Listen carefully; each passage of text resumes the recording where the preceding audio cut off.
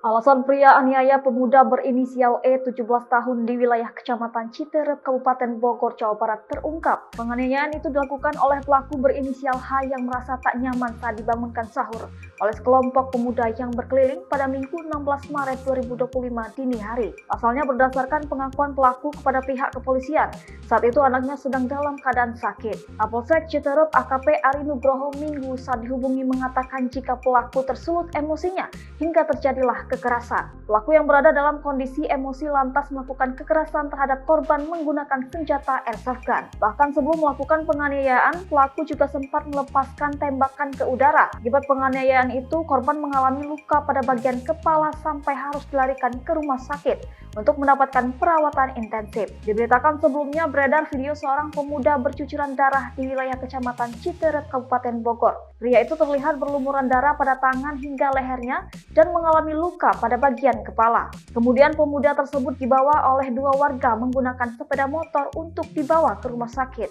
Terdapat pula seorang wanita yang merupakan ibu-ibu berteriak histeris melihat kejadian tersebut.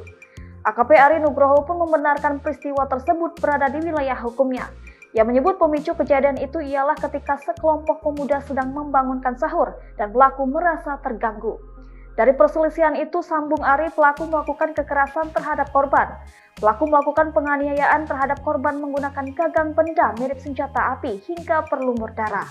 Lebih lanjut, Ari mengatakan saat ini pelaku telah diamankan di Polsek Citerep guna menjalani pemeriksaan, sedangkan korban masih menjalani perawatan di rumah sakit.